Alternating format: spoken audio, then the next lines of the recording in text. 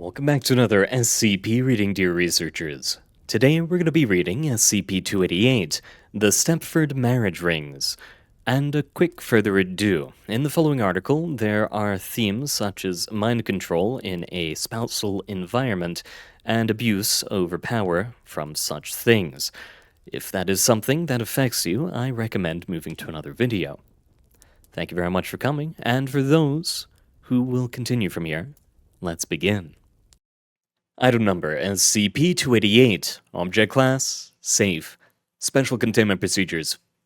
SCP-288 is to be kept in a locker with only security personnel of Level 2 clearance or higher given the combination. They are currently contained in the small velvet-lined black box they were retrieved in. Personnel who have worn the rings during testing are to undergo full psychological exams afterwards, and their experiences recorded. Description: SCP-288 consists of a woman's engagement ring, hereafter referred to as SCP-288-1, and matching men's band, hereafter referred to as SCP-288-2. Both silver in appearance, the ring containing a small diamond. They are relatively plain and bear no marks as to their origin or make, but staff routinely describe them as seeming like very nice wedding rings, if a little plain. They are completely normal in every sense and have been damaged by endurance testing and subsequently repaired through typical jeweling practices, and their effects are only observable when worn. When SCP-288-1 is worn by any adult female in a relationship, she immediately becomes what has been portrayed in popular media as an ideal housewife. Women describe this experience as if they are not in control of their body, merely observing their own actions. They lose all ability to form their own opinions and even automatically agree with the opinions of their spouse, and display very few negative emotions, if any.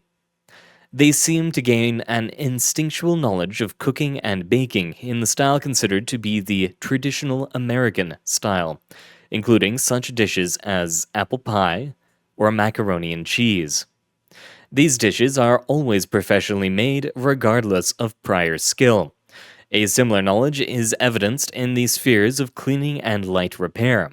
Subjects regularly display the ability to sew and knit, even if they were not capable of doing so before donning SCP-288-1. Along with this knowledge, they feel an innate urge to cook, clean, and mend things around their home incessantly. They lose the will to have a job of their own and become exceedingly obedient and loyal to their spouse, as well as religious and authority figures. Many wearers of SCP-288-1 exhibit a fondness for rather modest dress, and are uncomfortable when wearing pants or more revealing clothing. They also develop a fondness for children, and if they do not already have children, express the urge to have them. When SCP-288-2 is worn by any adult male in a relationship, he undergoes a similar change, taking on the characteristics of popular media's portrayal of an all-American dad. Whether or not he has children of his own, men describe the experience similar to women, in that they feel they are not in control of their actions. He shows loyalty and obedience to political, religious, and authority figures, and an innate duty to his current professional management structure. He will work exceedingly long hours without complaint, and maintain an upbeat and motivated demeanor at his work. No matter the nature of his former personality, he becomes friendly and easy to approach, good with kids, and fiercely loyal to his spouse. He is always willing to help around the house and willing to please with a shoulder rub. Men with children become attentive, engaged fathers, and men without children express a strong desire to have them.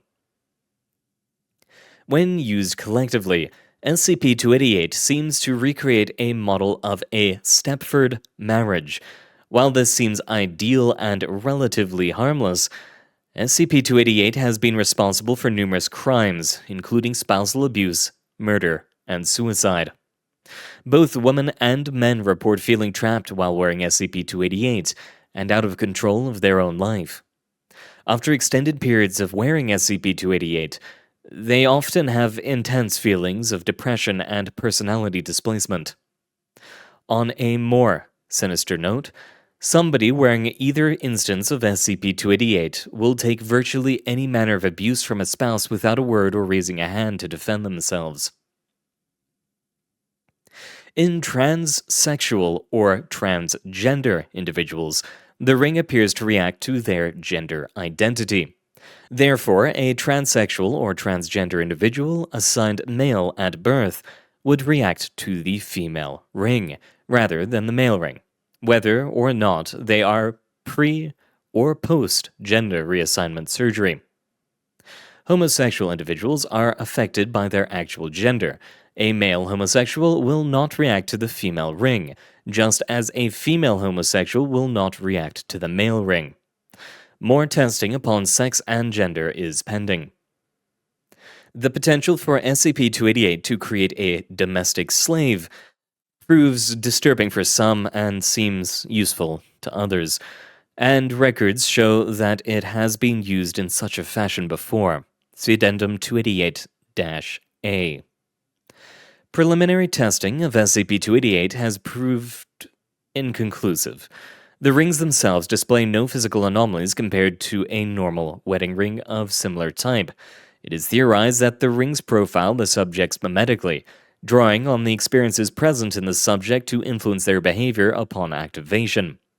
This theory is supported by SCP-288's ability to differentiate subjects based on their self-perception of gender, rather than their physical sex. SCP-288 was discovered by Dr. Wrights in Redacted. Thankfully, her boyfriend grew wary of her extreme mood changes and called the emergency SCP contact number she had left for him, delivering SCP-288 into the Foundation's hands.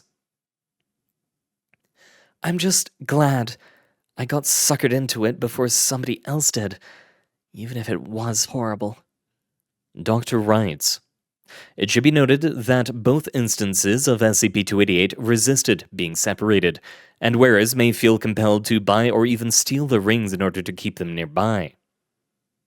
Addendum 288-A. It has been revealed through extensive backtracking of SCP-288's history that it has been associated with upwards of 25 instances of homicide, between 13 and 15 suicides, and 2 reported cases of spousal abuse. It has regularly resurfaced in pawn shops across the United States for at least 80 years, though all attempts to track it past the early 20th century have failed to reveal further evidence. And that's all the time we have for today, dear researchers. And remember, whether you're male or female, in a romantic relationship or otherwise, there is no reason that there should be abuse. Even if you think it's normal, that doesn't mean it should be normal. There are always people willing to lend a hand. You just have to seek them out.